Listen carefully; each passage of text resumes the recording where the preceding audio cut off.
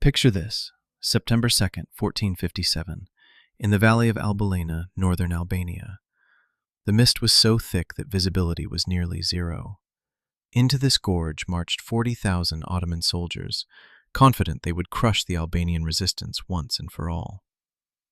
3 key points. Terrain advantage. Skanderbeg's forces used the natural landscape of the gorge to their advantage. The steep slopes and dense forest neutralized the Ottomans' superior numbers. Strategic ambush. Albanian fighters positioned themselves on the ridgelines, launching coordinated attacks with boulders and arrows from above, targeting the Ottoman column. Decisive victory.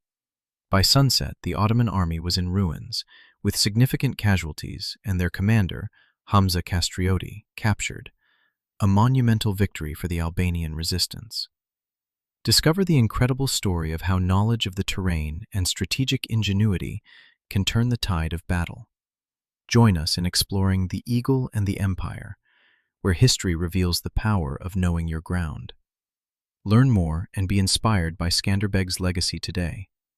September 2nd, 1457, the Valley of Albulena, northern Albania. The morning came cold and white, the mist of an early autumn sitting so thick in the gorge that a man could not see the tree line from the road, could not see the ridge line from the tree line, could not see more than 10 meters in any direction through the white silence that filled the valley from wall to wall. The ground was wet from 3 days of autumn rain.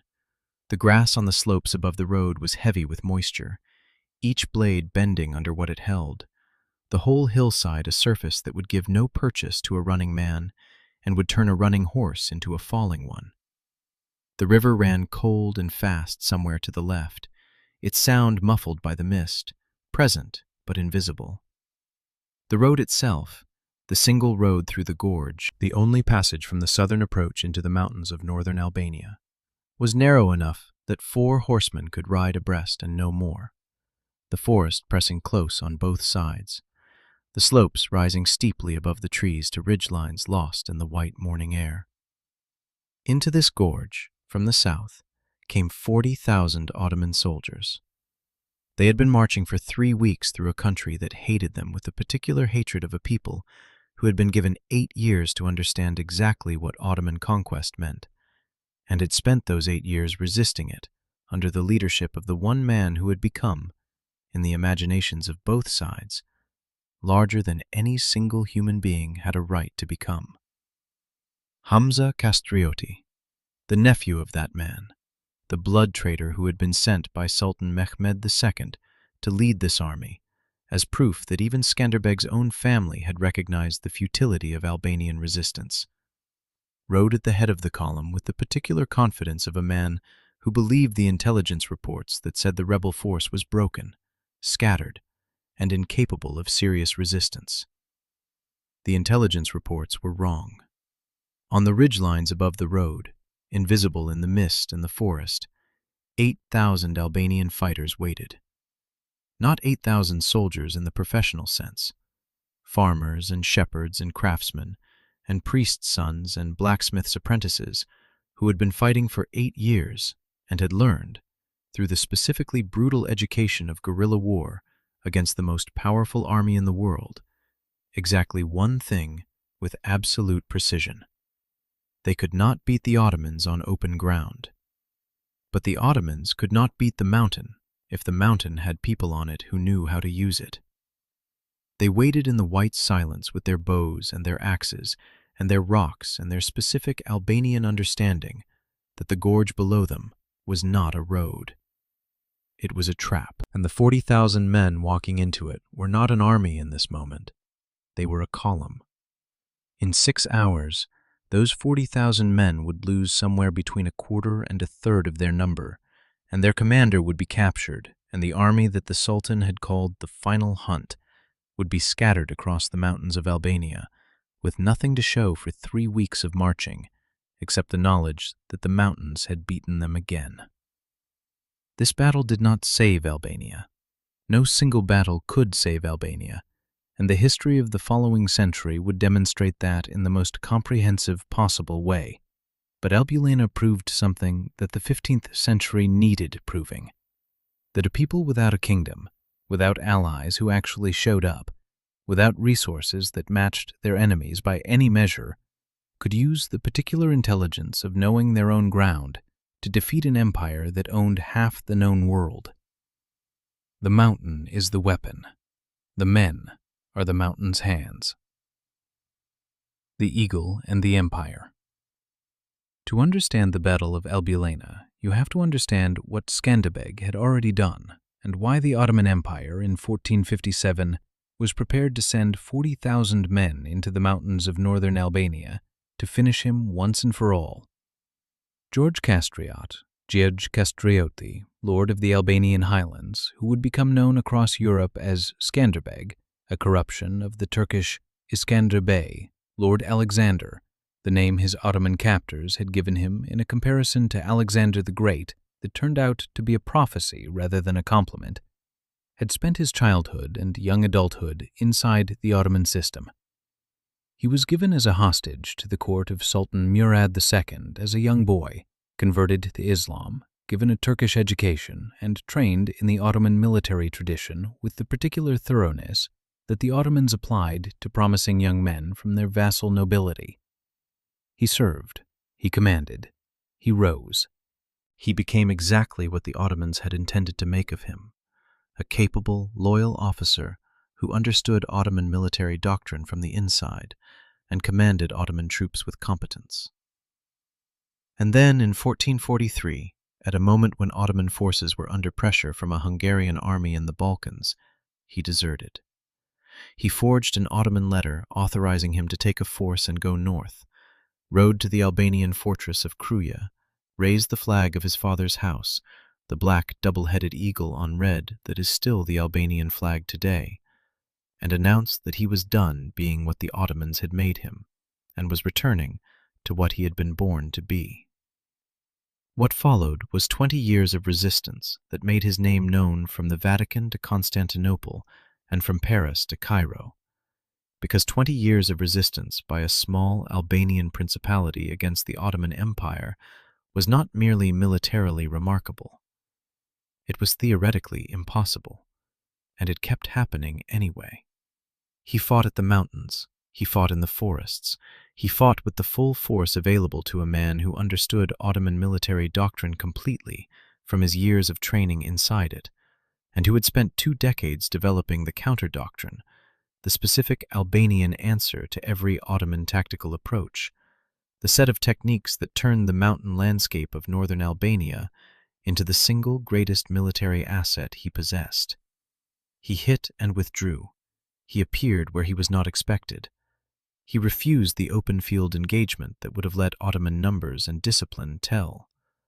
He used the ridgelines and the gorges and the particular knowledge of a man who had spent his childhood climbing these specific mountains and knew where every path went and which slopes would hold a horse and which would not.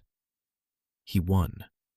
Not always and not everywhere, but consistently enough that the Ottoman Sultan had to keep sending armies, and the armies kept not returning in the condition they had left in. By 1457, Skanderbeg had been fighting for 14 years.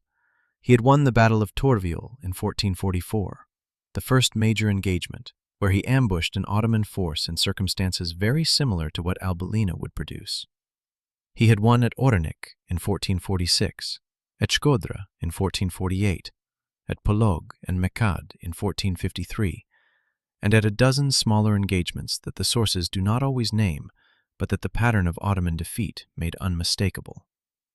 He had become, in the imaginations of European courts that were watching the Ottoman advance through the Balkans with mounting anxiety, something between a military commander and a divine instrument, the shield of Christendom, the athlete of Christ, the man standing in the gap between Ottoman expansion and the rest of Europe. He was also a man who was losing. This is the truth about Skanderbeg's career that the mythology sometimes obscures and the history requires to be stated plainly. 14 years of resistance had cost Albania enormously. The harvests were consistently disrupted by Ottoman raids. The young men who would have been farmers and builders were soldiers instead, and the ones who died in the fighting were not replaced. The alliances that Skanderbeg had counted on, Venice, the papacy, the Kingdom of Naples, the Holy Roman Empire, supplied money when they could, and soldiers almost never, and the money was not enough to compensate for the human cost of continuous war against an opponent that could absorb casualties that would have ended any smaller adversary. His territory had shrunk. His supply of experienced fighters was under constant pressure from attrition. The fortresses he held were fewer than they had been in the first years of the resistance. To understand what kind of opponent the Ottomans were, and why 14 years of resistance without final collapse was itself an extraordinary achievement, you have to understand what the empire had become under Mehmed II by 1457. This was the man who had reorganized the Janissary Corps into the most disciplined professional infantry in the world, who had developed the artillery tradition that had broken the walls of Constantinople, and who had been applying that artillery and that infantry to the systematic reduction of every Balkan principality and fortress that stood between the Ottoman borders and the Adriatic coast. He had taken Serbia. He had incorporated the remnants of Byzantine territory. He was, in the specific political arithmetic of 1457, the single most powerful ruler in the world by the measure that matters most: military force and the will to use it. His army could not be matched by anything Albania produced in quantity or quality. The Janissaries were professional soldiers who had spent their entire lives preparing for combat. The Sipahi cavalry were feudal horsemen with generations of warfare behind them, armored and experienced and effective on open ground against anything that a Balkan principality could field. The Ottoman supply system could keep 100,000 men in the field for months across difficult terrain with a logistical efficiency that no Christian state of comparable size could approach. None of this could be countered by what Skanderbeg had, which was approximately 8,000 fighters and a very good memory for geography. He knew this. He had known it since 1443. It was why he never fought the Ottoman army on its terms. It was why every victory he achieved was achieved in terrain that removed the Ottoman army's advantages before the engagement began, and why the one significant loss of his career, at Berat in 1455, where he advanced too far and was caught in circumstances that reversed the usual ratio of advantages, had happened precisely when he departed from this principle.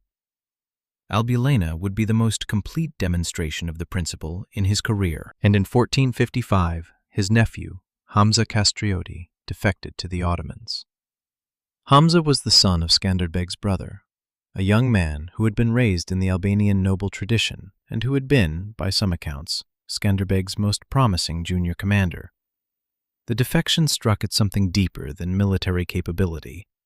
It struck at the idea of Albania as a coherent entity defined by shared loyalty, the idea that the resistance was about something beyond one man's ability to keep it going by force of will. If Skanderbeg's own blood could be turned by Ottoman promises of titles and territory, what did that say about the solidity of everything else? The Sultan understood exactly what it said and used Hamza accordingly. He sent him north at the head of 40,000 men in the summer of 1457 with a mission that the Ottoman sources describe without irony as the final hunt, the definitive operation that would end Skanderbeg's resistance permanently, demonstrate to any remaining Albanian nobility that collaboration was the only rational option, and complete the subjugation of the Albanian highlands that had been incomplete for 14 years. Hamza had detailed knowledge of Albanian mountain warfare from his own military service under his uncle. He had specific knowledge of the routes through the northern highlands, the defensive positions Skanderbeg favored, the logistical vulnerabilities of a resistance force operating without secure supply lines. He had been positioned for exactly this, as the intelligence asset that would make the final hunt successful where every previous attempt had failed. But Skanderbeg also had intelligence. His network of informants, the Albanian villagers and priests and traders who moved between the Ottoman and Albanian zones and who passed information north along channels that the Ottomans could not disrupt without eliminating every Albanian they occupied, told him about Hamza's army, its size, its route, and its objective months before it crossed into the highlands. He knew what was coming. He had time to prepare. And he chose Albulena. The gorge that the mountain made. The valley of Albulena in northern Albania is not a place that appears on many modern maps under that name. The medieval Albanian geography and the modern geography do not always agree on nomenclature, and the exact location of the gorge where the battle occurred has been debated by historians since the 16th century. What is agreed is the general character of the terrain, a narrow, deep valley cut by a river through the foothills of the Albanian highlands, with steep forested slopes rising on both sides to ridgelines that could be reached from above, but that an army approaching from the south along the road had no practical way to climb in formation, and a road through the gorge that was the only viable route north for a large force with horses and supply wagons. This terrain was not merely defensive. It was specifically lethal to the Ottoman military system in ways that Skanderbeg had been studying since his first engagement in 1444. Ottoman military doctrine in the mid-15th century was built around three capabilities that were, on open ground, effectively unbeatable. The Sipahi cavalry that delivered armored shock on the flanks and rear of enemy formations. The Janissary infantry that provided the disciplined center capable of holding against anything while the cavalry worked around the edges. And the combined arms coordination between these elements that the Ottomans had refined over a century of continuous warfare. In a gorge, none of these capabilities functioned. Cavalry cannot charge on steep forested slopes. Janissary formations require open ground to maintain the spacing and coordination that make them effective. Combined arms coordination requires the ability to see both arms from a command position, and in a gorge in the mist, a commander could not see 200 meters in any direction. But the Albanians had something else that functioned perfectly in a gorge: rocks. The specific tactical innovation of Albanian highland warfare that Skanderbeg had developed over 14 years was the coordinated use of terrain features to maximize the killing effect of small numbers of fighters. Rocks and boulders positioned on steep slopes above a road were siege weapons that required no construction, no engineering, no supply chain, and no particular military training to operate. A man with a large rock and a slope below him was, in the 15th century, a more effective anti-cavalry weapon than most manufactured artillery, because the rock was already there and the slope was already steep, and the man pushing the rock had to expend perhaps 40 calories of effort to start an object rolling that would, at the bottom of its trajectory, have the kinetic energy of a cannonball. The Albanian fighters who assembled above the road at Albulena were not uniformly soldiers. The sources, which include both Albanian and Ottoman accounts, are clear that Skanderbeg's force in this period included a significant proportion of what would be called in later centuries partisan fighters. Men from the villages and farms of the highlands who had been incorporated into the resistance through obligation, loyalty, and the specific understanding that the alternative to fighting was the alternative that the occupied territories to the south had experienced. They knew the mountains because they had grown up on them. They knew the gorges because they had driven goats through them for generations. And they knew, with the precision of long experience, exactly where a rock released from exactly this position would land on exactly that stretch of road below. Skanderbeg deployed his force in 3 distinct elements, each assigned a specific role in what was a fundamentally simple plan. The primary ambush force, archers and crossbowmen, and the men with rocks, occupied the ridgelines and upper slopes on both sides of the gorge. Their role was to initiate the attack from above and maintain pressure on the road from positions that Ottoman soldiers on the road could not reach quickly or easily. The cavalry reserve, the most experienced of his fighters, mounted and positioned behind the ridgelines out of sight, would wait until the Ottoman column was fully committed to the gorge before descending to cut off the retreat and add the killing blow to the stunned formation below. And a small forward force, positioned at the southern entrance to the gorge, had the specific role of provoking the Ottoman advance, drawing the column into the trap by making it look like a rear guard rather than an ambush position.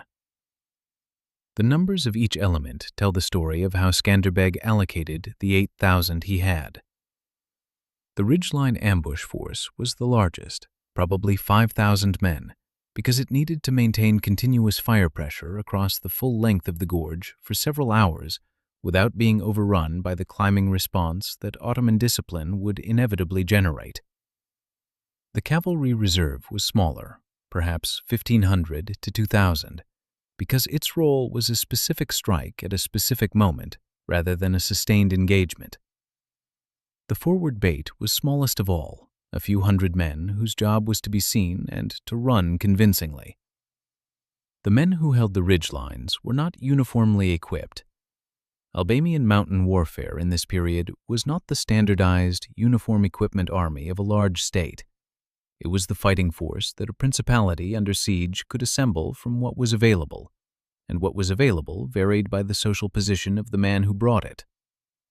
The Albanian nobility rode horses and wore some armor and carried swords and lances. The free men of the Highland clans came with composite bows and axes, and the particular tool that Albanian mountain fighters had used for generations in both hunting and war, the sling.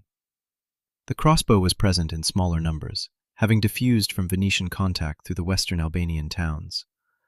The ordinary peasant fighters who made up the largest portion of the ridgeline force came with what they had: bows of varying quality, knives, axes, and the rocks that the mountain provided in unlimited quantity and that required no training to employ with devastating effect from above. The route into the gorge was also prepared. In the days before the Ottoman arrival, Albanian fighters had moved through the gorge at night and made specific modifications to the terrain that would not be visible to a column moving through at speed. Boulders loosened from their hillside positions and propped with wooden wedges, large logs cut and positioned on slopes above the tree line, specific sections of road surface disturbed to make footing unreliable for horses moving fast. None of these preparations announced themselves to a quick observation. They were designed to be triggered by the defenders rather than discovered by the attackers, and their positions were memorized by the men who would activate them. The night before the battle was the kind of night that the sources remember in fragments rather than continuous narrative. The quality of recollection that suggests these moments were preserved in oral tradition before they were written down, passed from the men who were there to the children who heard about it at fires decades later. The Albanian fighters who held the ridgelines through the darkness of September 1st into September 2nd were not in camp in any organized sense. They were in the forest, on slopes that were wet from autumn rain, in the cold of a mountain night that arrives early in the highlands of northern Albania and does not apologize for its severity. They prayed. The Albanian Orthodox tradition of the highlands was ancient and personal and did not require elaborate ceremony. A man could pray in a forest on a wet September night as effectively as in a church, and many of them had not seen a church in several years because the churches in the occupied territories had been converted or closed. They prayed to the Mother of God and to the saints of the Albanian tradition and to whatever intercessory power they believed might be listening in the mountains that night. Not for victory exactly. The men who have been doing this for 8 years and know what it costs don't pray for victory in the clean, abstract sense. They pray for the specific thing. Let me do what I came here to do, and let it be enough. Skanderbeg did not sleep. The sources are consistent on this point across Albanian and external accounts. In the nights before engagements, he moved through the positions, checking dispositions, speaking to men, making the kind of final adjustments that a commander makes when the plan is set, and the only remaining question is whether every person responsible for a piece of it understands their piece well enough to execute it in the dark and the chaos that combat produces. He was 43 years old in September 1457, a man who had spent more than a quarter century in military service, and he moved through that wet forest with the economy of motion of someone who has been doing exactly this for a very long time and has stopped performing the role and simply become it. Before dawn, the forward force moved into position at the southern end of the gorge. Their horses were prepared, their equipment checked, their orders clear. Let the Ottoman scouts see you. Look like a rear guard that knows it's been found. Start moving north at a pace that says we are retreating, but we are not routed. Make them follow. The mist came down as the sky began to lighten. The gorge filled with white. In the Ottoman camp to the south, Hamza Castrioti received the report that the Albanian rear guard had been sighted. The gorge awakens. The silence before the battle is a specific kind of silence. Not the silence of emptiness, but the silence of everything holding its breath. The forest, the fog, the 8,000 men on the slopes above the road standing so still that the birds in the trees above them had not yet decided whether or not to be alarmed. The sounds that filled the silence were the sounds of the gorge itself, the river, the wind moving through the upper canopy in slow waves, the drip of moisture from the leaves that had been accumulating water since midnight. Nothing else. Nothing that would tell a column of Ottoman soldiers moving north along the road that the slopes above them were occupied. The Albanian forward force was retreating at the calculated pace, not fleeing, not organized, something in between that looked like a force that knew it was outmatched and was managing its withdrawal rather than panicking through it. The Ottoman cavalry at the head of the column pressed the pace because this was what the orders said to do, and because Hamza Castrioti had been told that Skanderbeg's force was broken and scattered, and that a rear guard showing itself in the open was an opportunity to convert a scattered retreat into a rout. They entered the gorge moving fast. The first 500 meters inside the gorge, nothing happened. The road curved around a formation of rock that concealed the northern section of the valley. The cavalry pressed around the curve. The infantry behind them kept the pace. The supply wagons at the rear of the column, too heavy and wide for the pace set by the cavalry at the front, began to create the first compression, the front moving faster than the rear could follow, the column stretching and thinning at its midsection, the internal spacing that an army in column needs to maintain command and communication starting to break down. The Albanian forward force had timed this to the duration of a morning prayer. The moment the Ottoman cavalry was 200 meters past the curve in the road and the column's midsection was at the narrowest section of the gorge, the forward force turned its horses and charged back south. Not into the Ottoman cavalry, but past it, along the eastern tree line, moving at full gallop with the practiced urgency of men who know they are the bait and have a very specific window in which to clear the road. The Ottoman cavalry commander at the front, seeing the Albanian rear guard suddenly turn and drive south at speed, read it as panic. He ordered the pursuit. The Albanian bait cleared the road. The first boulder came from the western ridge. Not one boulder, 20 boulders simultaneously, released by men who had been waiting since before dawn in position, who had been watching the column enter the gorge and counting the Ottoman cavalry forward and waiting for the signal that Skanderbeg had specified. When the bait passes north, the boulders go. The signal was a horn blast that would have been inaudible at the bottom of the gorge under the noise of 40,000 soldiers on the march, but was perfectly clear on the ridge, where 20 men were braced against 20 loosened stones. The first boulder hit the road surface with a sound like the earth breaking. The second hit a horse. The horse went down in the way that a horse hit by something of that mass goes down, completely, instantly, its forward momentum converted by the impact into a sideways collapse that carried it into the horses on either side. 3 horses. The road at the point of impact was choked in seconds. The men behind them were pushing forward because the men behind them were pushing forward, and the compression that the column had already begun accumulating now became acute, the front blocked and the rear still advancing and the midsection squeezed between.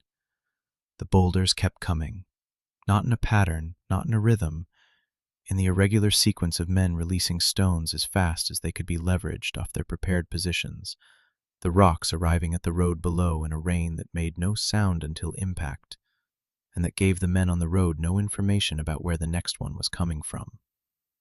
The road surface was destroyed within the first 3 minutes. The smooth, packed earth that an army in column requires became broken ground, holes and ridges and the bodies of horses and men creating obstacles that the soldiers behind could not see clearly enough to avoid. Then the archers opened. The Albanian archers on both ridgelines had waited while the boulders went first, because boulders kill horses, and chaos kills formations, and archers are most effective against men who cannot move in a straight line because the ground in front of them has been converted into an obstacle field. The first volley from the western ridge went into the cavalry at the front of the column, the men who had pressed forward and who were now trying to turn in a space too narrow for turning, and finding that their horses had no purchase on the road surface that the boulders had destroyed. The second volley from the eastern ridge went into the midsection of the column, the infantry behind the cavalry, the men pressing forward into men who were trying to move backward, the human compression that a road ambush at the gorge's narrowest point produces, and that arrow fire into it made catastrophic. By mid-morning, the gorge was full of sound, not the organized sound of a battle in open field, where the drums and the trumpets and the shouted commands create the particular acoustic order that armies use to maintain cohesion. This was the sound of 40,000 men in a space designed for 4, receiving fire from above and receiving it from positions they could not reach or even reliably identify. The individual shouts of pain and command and warning mixing into a continuous roar that was felt in the chest before it was distinguished by the ear. The horses screamed. Ottoman horses scream in a register that carries far, and the gorge amplified it. The men who could move were trying to move. The men who could not move were being hit by the men behind them trying to move. Ottoman discipline was the finest in the world in the mid-15th century, and that discipline was visible even in this chaos. The Janissary units in the column, those professionals who had been trained from childhood to maintain formation under impossible conditions, attempted to organize. Their officers shouted commands that were heard by the men immediately adjacent and carried outward from there as far as the noise would allow. Units tried to compress into the positions that their training indicated. Shields up, formation maintained, movement controlled. But the gorge was not a battlefield. It was a channel, and the Albanian fire was coming from above the channel's walls. Shield formation works against fire that comes from the same level. It does not work against fire that comes from 60 degrees above horizontal, because a shield carried at the angle that protects the front leaves the top of the head and the neck and the upper back exposed to arrows arriving from above. The Janissary shields, which had stopped Ottoman arrows and Christian crossbow bolts in 100 engagements, could not stop Albanian arrows arriving at the angle that the ridgelines above the gorge provided. The Ottoman response was professional and largely futile. Units tried to climb the slopes toward the archers. The wet grass and loose soil of the autumn slopes defeated them. Men in armor do not climb 60-degree wet grass slopes effectively, and the Albanian fighters at the top of those slopes, watching the Ottoman soldiers try to climb toward them, had adequate warning and adequate positioning to continue their fire while stepping back from the ridgeline edge when the Ottoman climbers got close enough to matter. The climbers who made it to the forest edge found trees dense enough to stop a cavalry charge, and Albanian fighters who knew every path through those trees, and who used those paths to withdraw before reforming at a different position. There is a specific kind of frustration that experienced professional soldiers experience when they find themselves in a tactical situation for which their training has no applicable doctrine, and that frustration was visible in the Ottoman accounts that survive from the Albulena engagement. The Janissaries were not fighting badly. They were doing everything their training told them to do, and it was not working. Not because the training was deficient, but because the training had been built for a different kind of battlefield, and the training could not tell them what to do about a ridgeline that was 60 meters above them, staffed by men who knew every path on it, receiving arrows from a direction that their shields did not cover. The Ottoman cavalry tried the eastern bank of the river. Some units broke from the road and attempted to ford the Autumn River and reach the eastern slope from the river's far side, where the approach was slightly less vertical. The river in September was cold and fast and deeper than it looked, and cavalry horses in armor make poor swimmers, and the eastern bank, when reached, proved to be the same wet grass slope that the western bank presented, and the Albanian archers on the eastern ridge had anticipated this exact maneuver and had positioned additional fighters at the angle that covered the river crossing attempt. Hours into the engagement, the Ottoman column was in 3 separated sections. The cavalry that had pressed forward into the northern section of the gorge was cut off from the main body by the blocked road at the boulder impact point. They were in a section of the gorge that was slightly wider and could maneuver. But maneuver to where? North was forest, and Albanian cavalry reserve that they could sense but not yet see. South was the blocked road. East and west were the same forested slopes that were delivering the same fire. They had not yet been hit by the reserve cavalry. They were waiting for something to charge, and finding nothing to charge. The infantry midsection was the killing ground. The men packed into the narrowest section of the gorge, unable to advance because of the blocked road ahead, and unable to retreat because of the pressure from behind, were under continuous bow fire from both ridge lines and had nowhere that was safe to stand. They were fighting back. Ottoman janissaries fight back regardless. But fighting back against an enemy on a ridge 60 meters above you with stone and terrain between you is an act of will rather than an act of military effectiveness. The rearmost section of the column, the supply wagons and the forces behind them, was in the widest part of the gorge where it opened toward the south, and these men had the most room to maneuver and the clearest view of what was happening ahead of them, which was a view of a disaster they could not enter effectively and could not retreat from quickly because the wagons behind them were blocking the southern exit. Skanderbeg's reserve cavalry struck in the early afternoon.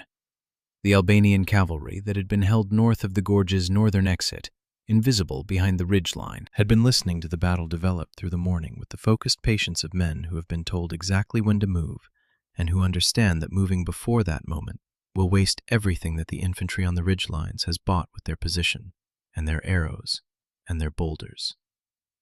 The moment was when the forward Ottoman cavalry, those men who had pressed into the northern section and were cut off, began attempting to exit north through the gorge's northern end, because exit north was the only direction that had not been blocked.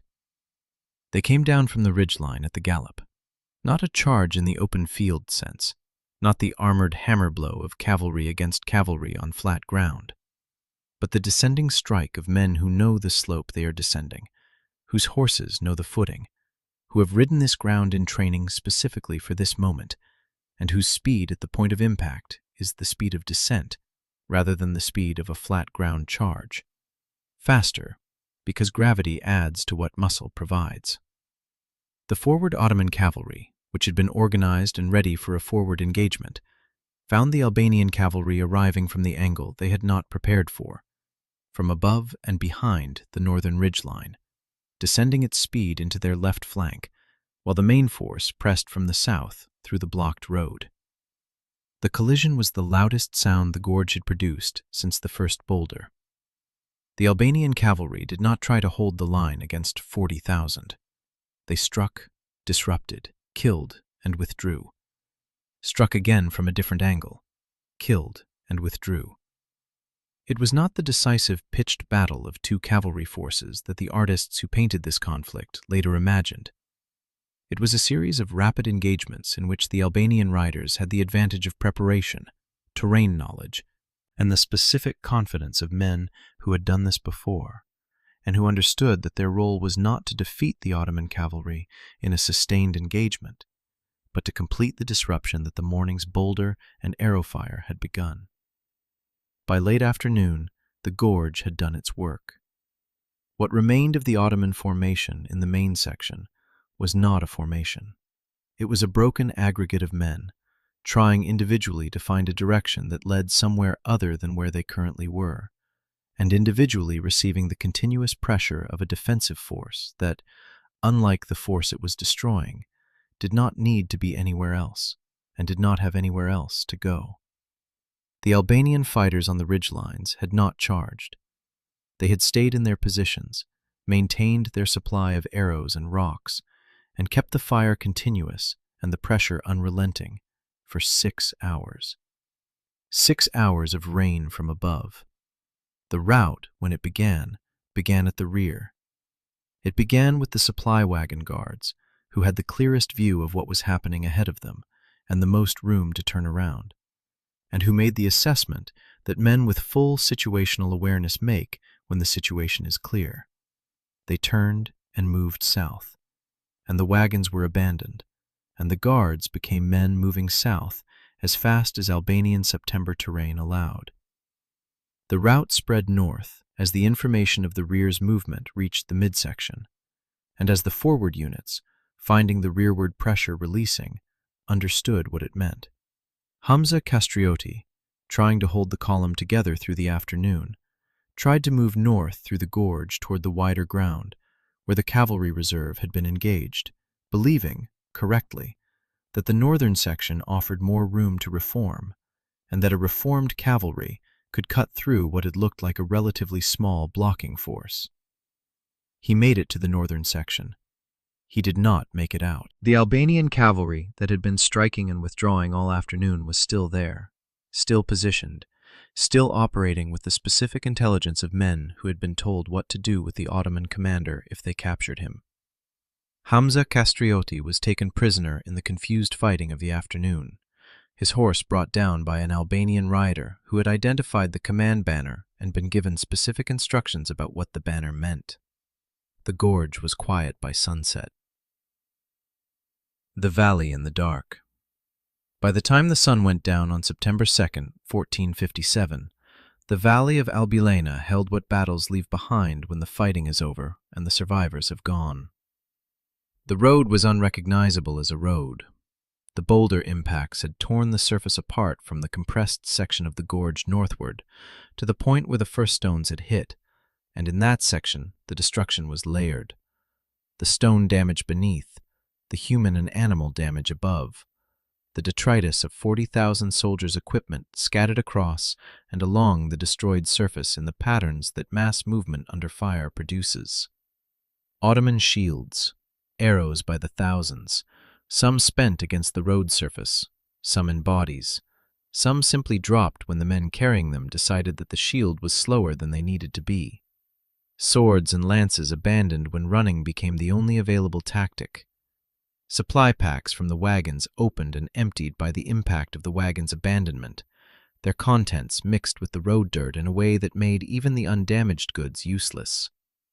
The river that ran along the gorge's eastern edge had received some portion of the Ottoman retreat's casualties, men who had tried to cross it in the confusion, and found that an Albanian September river is colder and faster than it looks from the road, and that armor does not help a man in cold, fast water. The sound of the river was louder in the quiet of the late afternoon than it had been in the noise of the battle, as if the river was reclaiming the acoustic space that the fighting had temporarily occupied.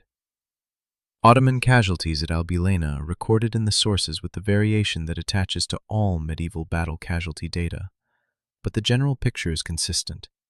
Between 8,000 and 20,000 Ottoman soldiers killed in the battle and the pursuit that followed, with most estimates clustering around 12,000. The Albanian sources claim the higher numbers. The Ottoman sources, which acknowledge the defeat in the specific way that Ottoman court records acknowledge military disasters, briefly, factually, without the rhetorical elaboration that victory narratives receive, confirm significant casualties without specifying them.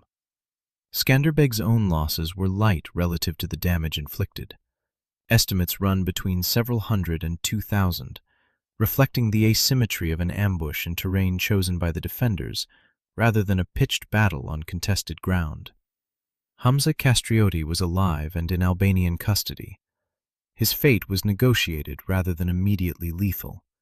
He was ransomed back to the Ottomans at a later date, which was the standard practice for captured commanders of sufficient political value, and returned to Ottoman service.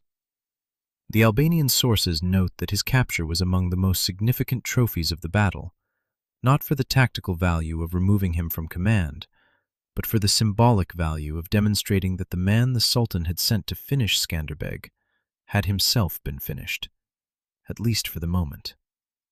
The pursuit after the battle's main phase extended south for 2 days, Albanian cavalry following the Ottoman retreat with the particular efficiency of men on horses who know the terrain they are crossing and who are chasing men who do not know it. The pursuit accounted for additional Ottoman casualties that the battle itself had not, picking off the stragglers and the disoriented and the men who had left the road in their flight and gotten turned around in the forest, and whose attempts to navigate back to the Ottoman lines brought them into contact with Albanian riders rather than Ottoman ones. What Skanderbeg had at the end of September 2nd, 1457 was this: one of the most complete tactical victories of his career, a destroyed Ottoman army of punitive scale, the captured nephew traitor who had been sent to end the resistance, and the knowledge that was both strategic asset and personal burden, that the empire that had sent this army would send another one. He knew it would send another one. It always sent another one. The eagle that could not be caged. The Battle of Albulena entered history through a specific channel that is worth examining. It entered largely through Skanderbeg's own correspondence and through the reports of the Vatican observers who maintained contact with him throughout his career and who were invested, for reasons of both faith and geopolitics, in presenting his victories as demonstrations of divine favor for the Christian cause. The immediate strategic consequences were real and bounded. The Ottoman campaign of 1457 was broken. Hamza Kastriotti's army was destroyed. Albanian territory that had been at risk of direct Ottoman occupation gained another breathing period, the time between the destruction of one Ottoman punitive expedition and the assembly of the next. Pope Calixtus III, receiving the news of Albulena, praised Skanderbeg in terms that situated the victory within the framework of crusading ideology. The Christian champion standing against the infidel tide, the man through whose arm God was working in the mountains of Albania, while the courts of Europe debated and delayed and sent money instead of soldiers. The money came. Consistent with the pattern of Skanderbeg's entire career, the material support from the European powers after Albulena was significant as an acknowledgement and insufficient as a resource. Venice provided funds. The papacy provided funds. The Kingdom of Naples, which had a specific interest in Skanderbeg's success given Albania's proximity to the Italian peninsula, provided funds and occasionally provided troops that arrived too late or too few to change anything materially. Skanderbeg used what he received, supplemented it with what Albania's diminished but still functional agricultural economy could produce, and continued to fight. He continued to fight for 11 more years after Albulena. He died in 1468 of fever at Lecce at the age of 63.